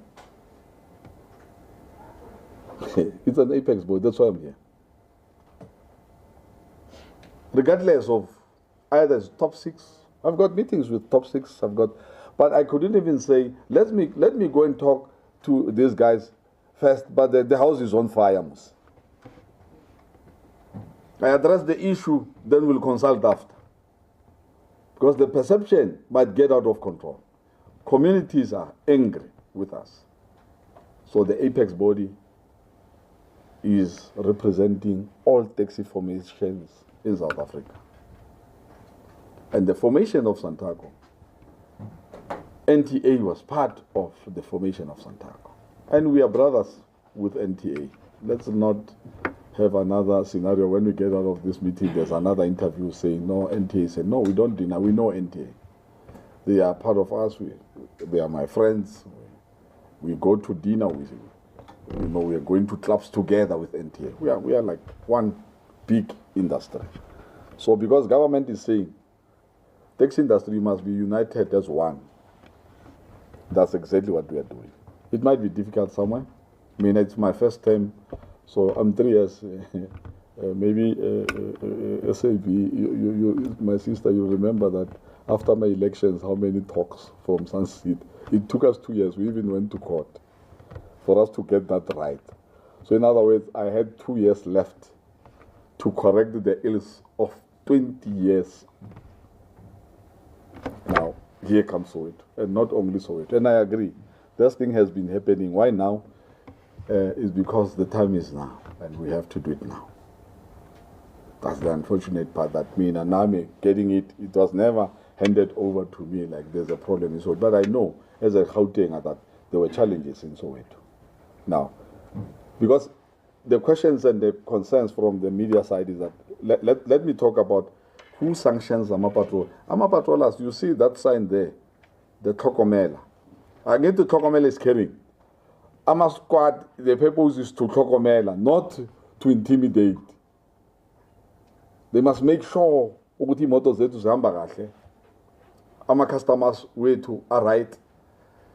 If taxis are coming from other provinces, you are lost, you can go to Tokomela and ask for direction. In this instance, our drivers themselves, they can not even go to that side. Because why? PR exercise was left, and people, they don't even know who SANTACO is. Sometimes I got to a meeting and asked our own members, full like you are, and asked, do you know who SANTACO is? Some, they don't have answers. So we started doing workshops. I think we started with provincial leadership, and from provinces we are going to regions to workshop and also bring up that founding document to say, this is where SANTACO comes, this is where we must be. So now, patrollers, yes, government and SANTACO agreed. The Tokomela was a program that was supported by the National Department of Transport. We are working, that's a collaboration. This is our vehicle to work with SAPS, Metro Police and whoever. We are using Tokomela as a vehicle. In terms of safety, which we've not achieved as yet in that regard. We are in talks with Toyota, we are in agreement. Toyota is because we don't have the capacity in terms of support for vehicles. Toyota is going to give us vehicles now to start branding them. And as much as you see Soweto, you will see a lot of cars coming in as a platform to address things like what is happening in Soweto. So, intimidation and fear, and I've said it, that look, this intimidation, it also points back to us. And when I'm saying communities must not use private cars and intimidating them in some malls, and this was a problem from national, provincial government to say when they develop a plan for a development in a particular area, they don't consult transport. They just do it. Mall of Africa is one example. You remember, this was not even the e-hailing, was taxi to taxi. People died there. And we said to the malls, we even consulted the airport and main lane. You see there's a rank now. We said, no, do separate entrances. This side, it must be minibus, the other side, don't mix them, because that is the remedy for a conflict, of course. And some malls are doing that. There's an entrance where you go. I've seen in those that are normally connecting in Dubai, or you've visited Dubai Mall, when you want what do you call the Uber. There's a separate, even there's a sitting arrangement where you sit and wait, and there's a door, cars are coming here, picking up. And then you've got another mode that is using another platform. We cannot share platform because we know that sharing a platform, they will obviously disagree. And sometimes when they disagree on a price, and sometimes they will tell you in South Africa, they will say, no, foreign apps. And there was this one that was started by Gauteng called Shesha. And then after the Shesha, and they went to Witembisa, they forced people into Shesha cars. I said, but you can't do this. Market it correctly. Competition is right. Let's do it the right way. So now, to the question of why now, is that the time is now. It cannot go past this generation. Else we must kiss this industry goodbye. I said even to that day, what we are calling to my colleagues NTS, when are we going to be united? When this industry is no more. We cannot always react. We need to be proactive. So this, unfortunately, the matter is we are on the move to correct our ills and making sure that there's clear understanding from our communities. This is what is happening. And sometimes, yes, we are quite, I agree, we don't go out to communities. I'll cite an example, Madam and media partners, that look, in other areas, I'll give an example. I think it's in Soshanguve and bad as it is, and in Oliver Notbosch, when there are funerals, taxis are giving out transport for free to the communities. They're giving out. So even the communities are aware. When there's a funeral, they come and report. The taxis takes out certain number of taxis. How they do it, I don't know. But they do provide free transport for funerals. So we know these things because we are in South Africa. So intimidation, madam, allegation in certain areas of intimidation and bullying and fines that are not accounted for. There's no squad or vehicle, I need this one to be recorded there, that is given permission to collect cash or fine or impound. It's not us. If they are doing it on their own. I still remember I took the chairperson of the Eastern Cape to task, a big bus, 65, ferrying church goers. They were going Mkitini somewhere there, full, 65, Abomam. They came with rifles, they took money, and I was called because some of the church members knows me. I confronted them to say, no, guys, it can't be. I said, chairperson, you have to pay back that money. The chairperson organized and paid that money back to the church goers. He said, follow them, go and give it. You go there, connect you. I connected him and say, speak to this guy, and you go and give them the money back.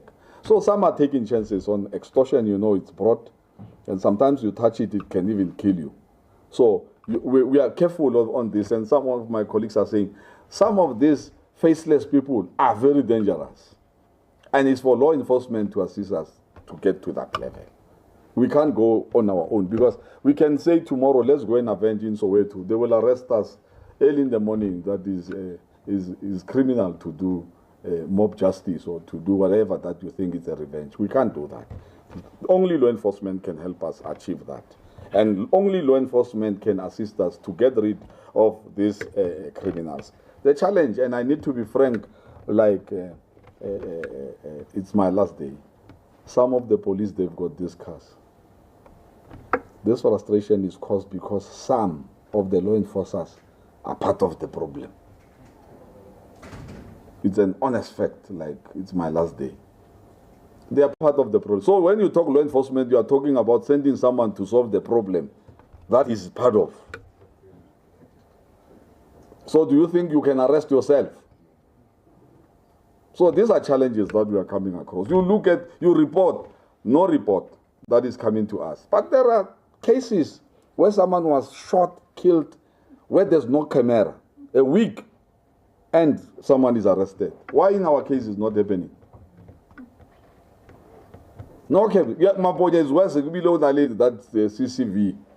Why in these cases that taxi, no one is arrested? Why? Nothing. To media partners with. This is troubling us because we don't know why people are not arrested. Well, you know it's better to be arrested and get bail and utole or no, there's no evidence, it's fine, but someone must be arrested. or you were there, there's evidence or no evidence, someone must be arrested.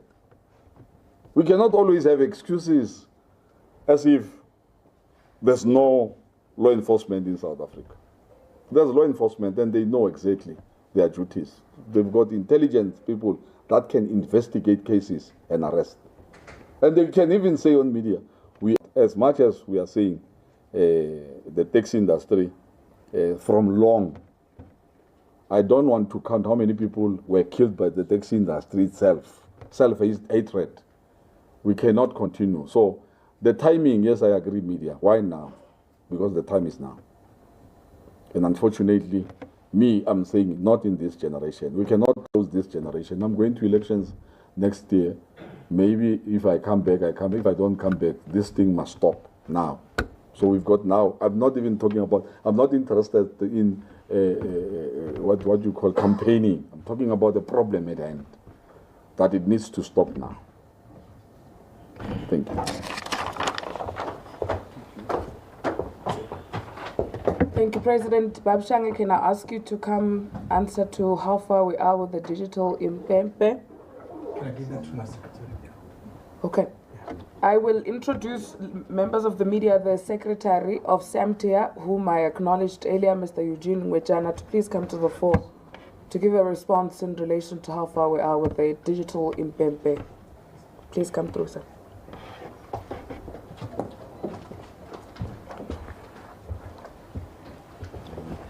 President, national leadership, colleagues, all protocols observed. Mine is to answer a very direct question, not to overshadow what the President and the leadership have accounted for today. In terms of the question regarding the digital impempe, which is essentially a community-led surveillance framework that we are working together with private sector partners, the tourism sector, because we believe that safe mobility is the bedrock of freedom. It allows expression, it allows, cultural creativity to thrive. So as a country, we are saying it's time that we digitize Ubuntu. And Ubuntu means we taking responsibility for one another. From law enforcement, we are saying we want to be the eyes and ears of law enforcement. To the communities, our partners, which are the commuters, as well as the drivers that ferry the communities, we say now is the time for us to provide the digital tools to make sure that Operation Tlhokomela and all other initiatives that look to prioritize the commuter also empower the driver, while also assuring the primary investor, which is the black business owner, which is the operator, our members, that it is essentially possible to create a society which we can all thrive, not just survive. Survival is the language of the jungle. We refuse to believe that South Africa is a jungle. And that is why we came up with the initiatives that we have came up with, such as Operation Tlhokomela, the digital impempe solution, which is something that comes from past times. As you would know, during winter when the sun doesn't come up readily, we used to have a whistle. I myself come from a rural village. And whenever I travel to school in the AMs, we used to have a whistle. That whistle worked together with the industry. When I came from extramural activities, you go to the taxi rank, I always felt safer and closer to the taxi rank. The industry, taxi drivers itself used to represent sanity, reliability, safety. But right now, because there's a disconnect between different economic sectors, different interests, we are a highly politicized nation and we forgot to count on each other. And that is why the digital impempe solution has been brought to the fore. But in terms of deployment, we will be ready to deploy and launch our mobility safety and interoperability framework because we believe in an integrated mobility solution. We will be able to launch that at the end of Transport Month, the 30th of October, at the University of Johannesburg, where we will be addressing student mobility and how best to integrate the future within the designing of the future or the present that we live in. Thank you. Thank you, Mr. Ngwejana. In the interest of time, I understand, colleagues, there are some questions. I saw the PRO still talking to the President that may need further clarity and understanding. So PRO, I'm going to ask that you lead the next set. So before you come in, I'm going to take the next set of questions and then the PRO will lead us in that particular regard. By show of hands, please. Mfanelo, I've noted you. My brother, I've noted you. Are you fine? Mr. Marulego, a follow-up?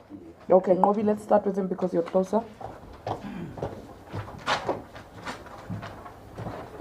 Yeah, man, I forgot one question.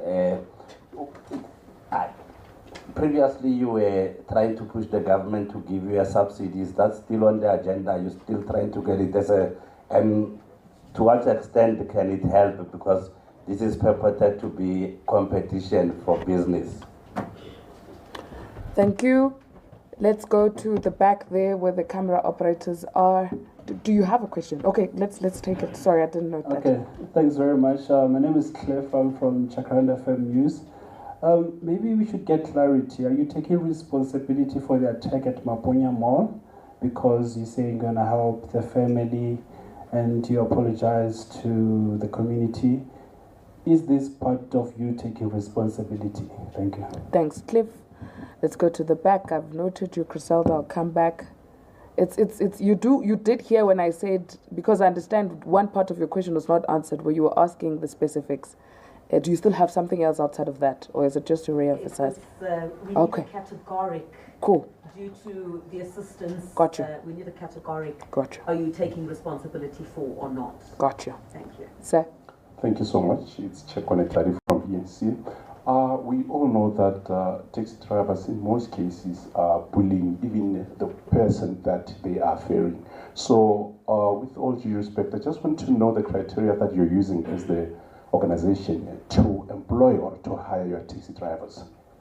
What are the things that you're looking for and what is the criteria? Thank you. Okay, thanks. Okay.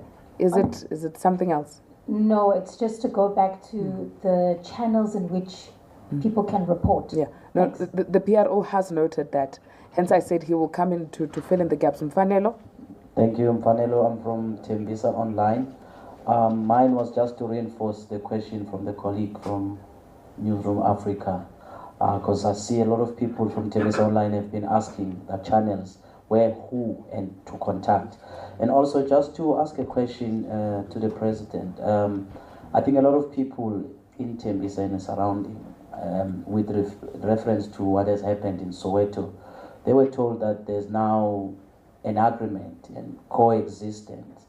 I don't know if it's coming from government or who, but there was an update that says there's been an agreement, there will be coexistence.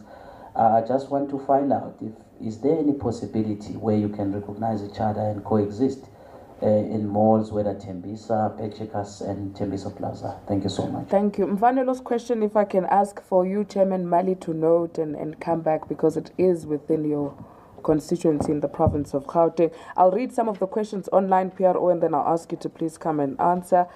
Isaac Lesole is asking, the truth is the actual frustration is caused by shrinking and dwindling profits. This is caused by an overrated sense of roots because of Ikwapa phenomenon, duplicate permits by corruption at the Department of Transport, etc.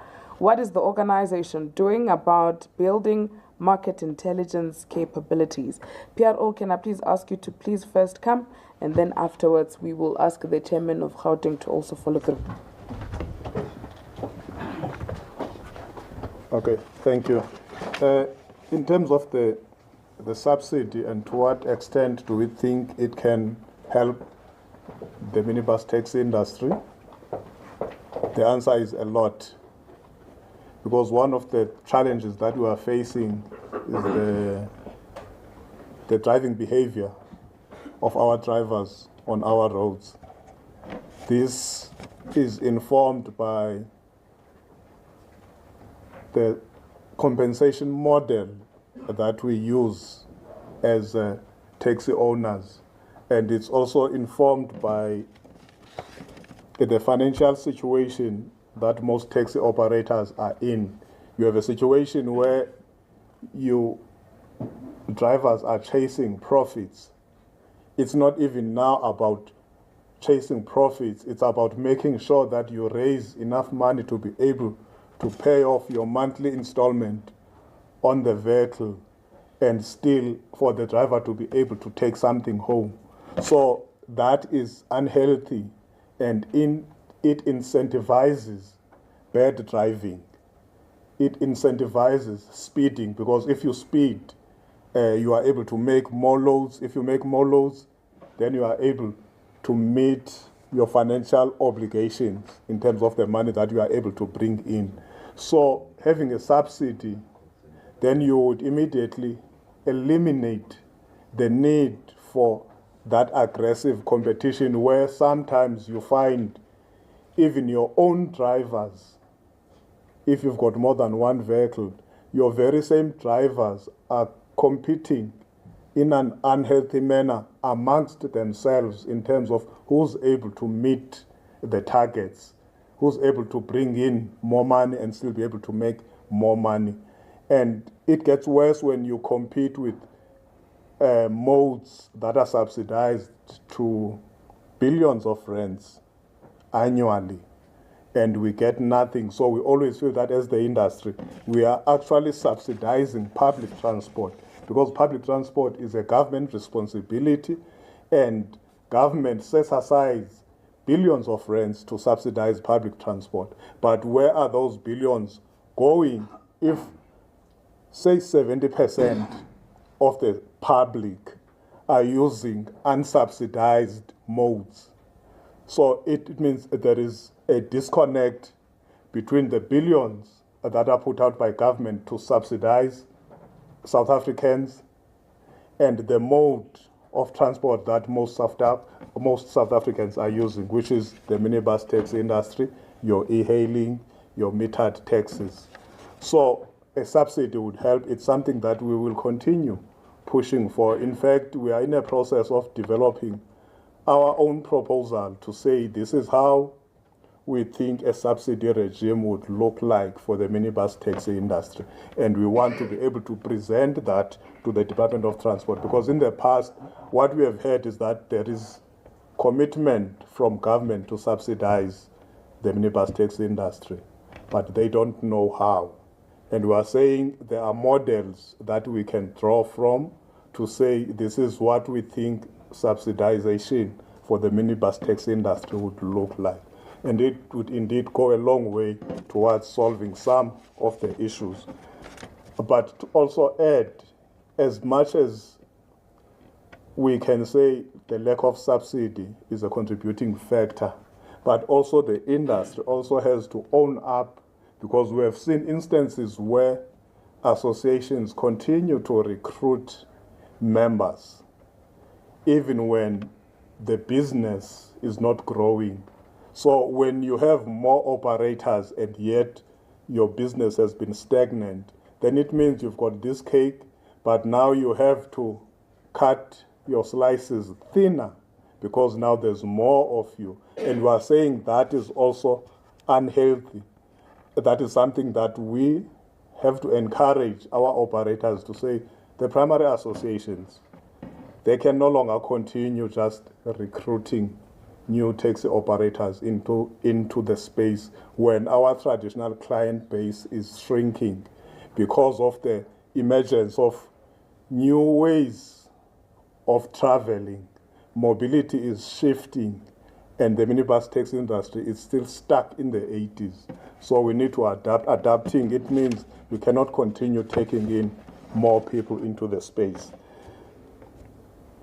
In terms of bullying and what criteria do we use to employ drivers, unfortunately, the only legal criteria that we use is whether a driver has a driver's license and a professional driving permit, which is not issued by the industry itself. It's issued by the Department of Transport, and it's vetted by SAPS. So once you've got your PRDP, we are confident that the Department of Transport knows that you are fit and proper to drive a vehicle, and SAPS has certified themselves that you do not have a criminal record, because you will not get a PRDP if you have a criminal record. But we've got no way of checking whether this individual has propensity for violent behavior, even if there's no criminal record. Because an absence of a criminal record does not automatically mean that then that person cannot commit crime. What if the person has committed crimes but has never been arrested? And you will only have a criminal record if you have been arrested, charged, and convicted. So you could be accused of having committed a series of crimes. If those cases are still pending within the justice system, you will still get your PRDP. This happened in the Western Cape when one of our drivers, Mr. Jack, we discovered via the media that he was responsible for stabbing a 7-year-old to death together with his girlfriend. We only discovered when we saw it on TV that, hang on, this is actually our driver. And when we followed up, and then we discovered that this chap has 4 pending cases, which means this is not someone we should have employed as the minibus taxi industry in the first place. But we had no way of knowing that this person has 4 cases pending against him because he had his PRDP. So, which is why we are saying, together with TITA, one of the things that we are implementing is driver registration, driver training, and accreditation, so that we don't only rely on the PRDP and the driver's license to see if this person is fit and proper to provide a public transport service or to drive our vehicles. But it's an ongoing process. One of the challenges that we have had is that most of our operators are not registered correctly for SARS. So one of the education that we need to do together with the SARS is to educate our members, check how they are registered for tax purposes, so that the registration reflects that these are minibus taxi operators. For instance, if I was a teacher, I would have been registered for SARS, but when I resign, I buy a taxi, I start operating, I do not change how I am registered.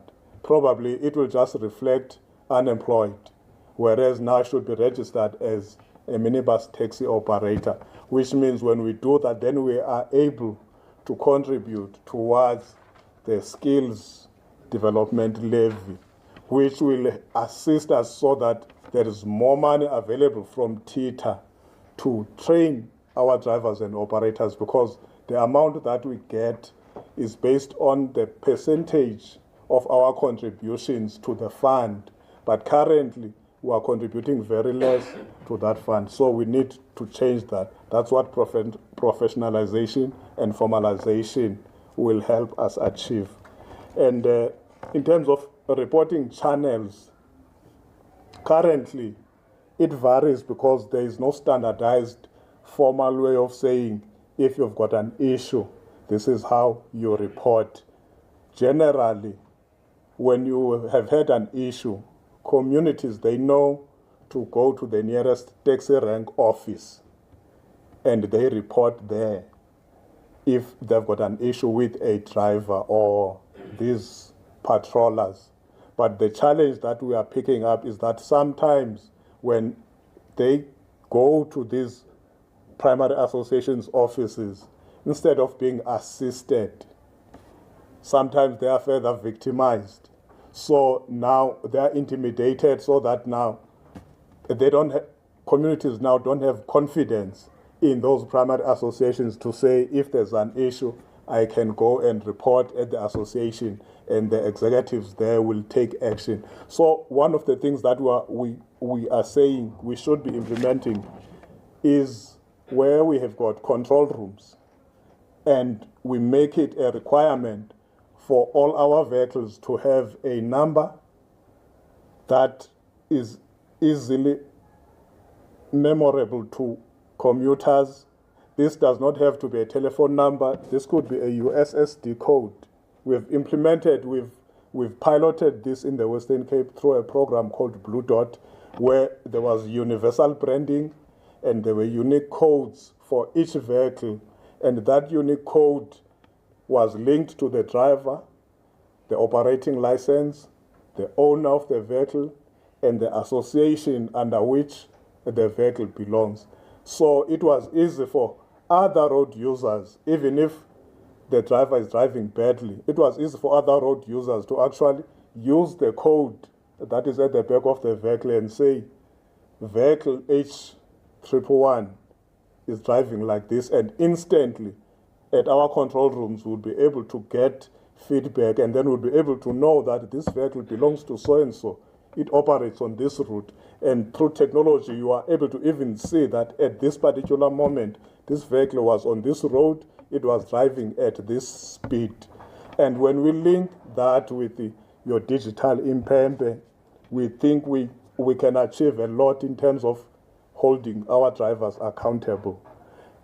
For example, in the Western Cape now, there was a driver who stabbed another not a passenger, another road user. It was road rage, and he stabbed this individual. The only way we were able to recognize is because, fortunately, the person who shot the video was able to zoom in on the sticker that is affixed at the front of the vehicle. And using that sticker, we were able to identify the association where that vehicle operates in. And once we identified the association, we were able to identify the owner, and the owner was able to identify the driver. And as a result, we were able to contact law enforcement, and we were able to contact the owner, the chairperson of the association, and the chairperson of the association and the owner actually handed the driver over to law enforcement. As we speak, the driver is still in jail. So, but it had to take that video circulating on social media for it to get to us. And then when we got to it, the incident was 3 weeks old. We did not get it instantly. We relied on TikTok to see there is this video trending. And then we looked, and then we followed up. So we're saying if there is universal branding with easy codes, then it makes our lives easy. But most importantly, we need to have a control room president where when people don't get joy at the associations where they are supposed to report, then they are able to report directly to us. This is where we think a collaboration between us, the Department of Transport, and law enforcement agencies, because they do have control rooms where actually this could be housed, you know. And even if it means having stickers with law enforcement's numbers on each and every vehicle that belongs to SANTACO, so that even if passengers and other road users don't have to report to us, but at least they have easy access to law enforcement agencies where they are able to report. And one of the things that we have been saying is, if as a private individual you stop a vehicle, you take the keys, you impound a vehicle, that is not impoundment. That's hijacking. It's not impoundment. When you prevent the people from going, you take them to an office, that's abduction. It's only impoundment when it's a law enforcement officer doing it. So if it's hijacking and it's abduction, why are law enforcement officers not treating it as such and deal with it as such? Because we believe that would go a long way in terms of dealing with these rogue squad cars that are intimidating people, extorting people on our roads. Coexistence, absolutely. That's why we've got SANTIA as part of SANTACO. And also, metered taxis and e-hailing are not necessarily competitors with minibus taxi operators. We've got distinct markets that each of these modes serve. So what should be happening is that we should be collaborating. It should be, because these modes are supposed to complement each other, not to compete with each other. Taxi operators don't compete with rail and buses, but they complement. Sometimes they provide a feeder service to rail so that you can finish your first and your last mile using a taxi, because not every train station is accessible to everyone. Taxis remain the most accessible. Again, taxis are not available 24 hours a day. There are times when you need to get from one point to another point, where even us as taxi operators, we actually use the e-hailing platforms, depending on where we want to go and at what time we want to go, and how easy would it be to use e-hailing versus your minibus taxis. So we are looking at where we complement each other. But it's not going to happen all at once, because there is still the perception sometimes from our operators where they see the e-hailing guys take as if they are taking over the work that belongs to the minibus taxi industry. Hence, we are saying the malls must have dedicated spaces so that if you are taking e-hailing, you know where to go, and if you want to use a taxi, you know where to go. In the same way that when you want to use a train, you know how to get there. When you want to take a bus, you know where the bus stop is. So we're saying the malls and the municipalities must come on board to say when there are developments, when they approve those plans, there must be a public transport plan with any development where you know there's going to be influx of people who will need transport to get there. I don't know if there's any question that I've left up. Or in terms of the are we taking responsibility? We are not saying SANTACO is responsible for the death of Ubabum Velas. But what we are saying is it happened within the taxi industry space. We've got some tier here because the e-hailing and metered taxis are part of SANTACO. So we don't define them outside of the SANTACO fold. So whatever happens within the e-hailing space, it affects us because they are part of us. And because even if it turns out that actually Mr. Mvelas's killing is related to the three groupings that are there, where you've got the locals, you've got those who are from the hostels, and then you've got those who are called Nigerians, because we understand that there's frictions there. They are fragmented and it's not healthy. Even if it turns out it's one of those groupings, even those groupings, they still belong to the SANTACO fold. So we are not saying we are responsible for his death, but we are saying his death happened within our space and we have to take accountability.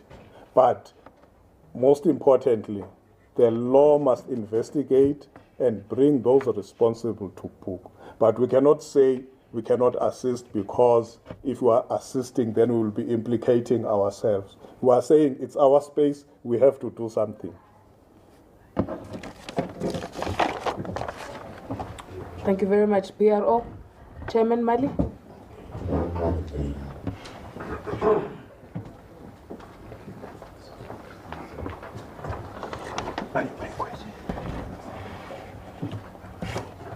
Colleague, can I just ask Mfanelo if you could just bring back that question again?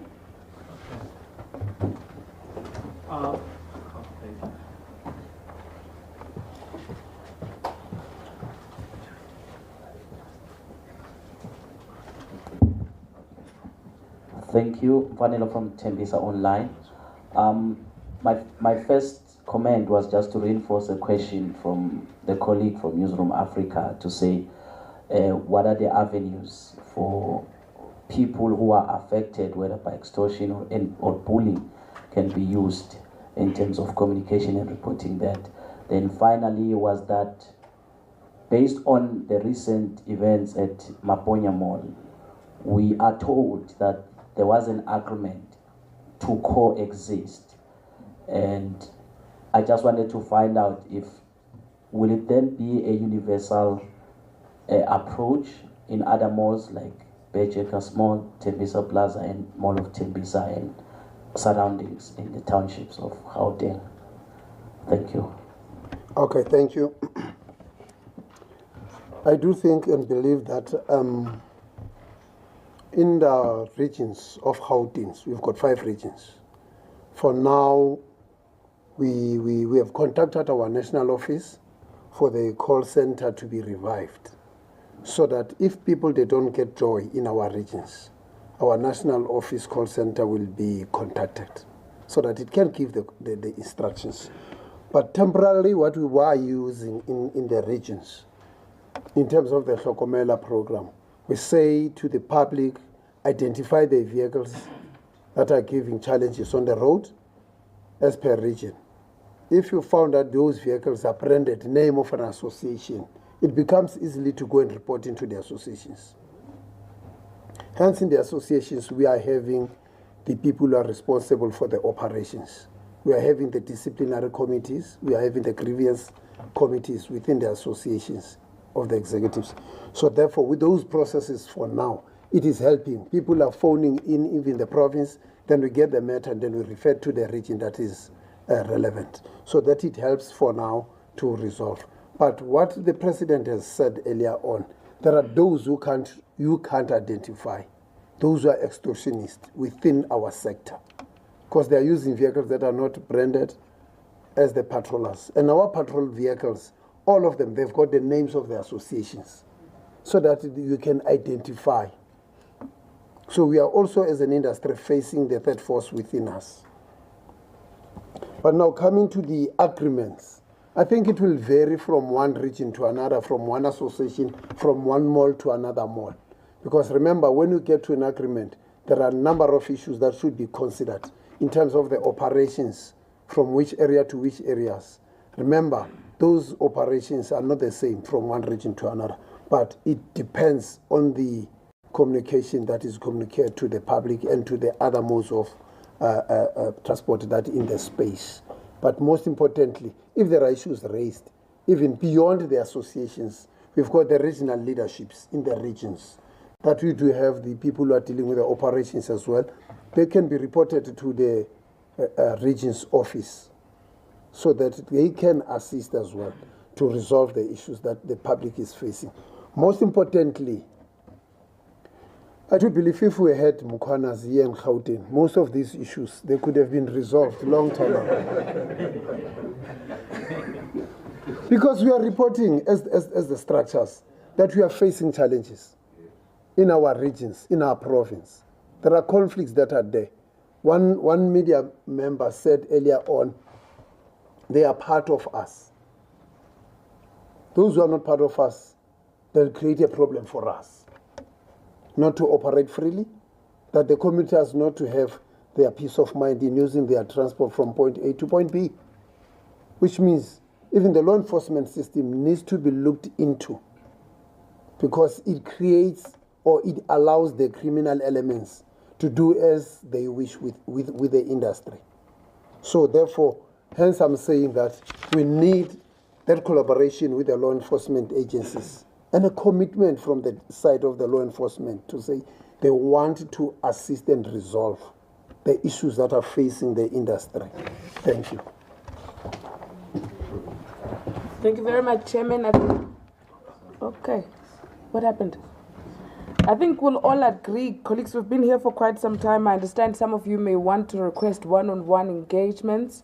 This brings us to the end of our press briefing. PRO, I believe you are quite settled as well. You were supposed to come and do the closing, but you're happy. Okay. This brings us to the end of our press briefing. Colleagues, we will now close off officially and start doing the one-on-ones. Thank you very much to the members of the media for coming to help us disseminate SANTACO's position. Thank you. President.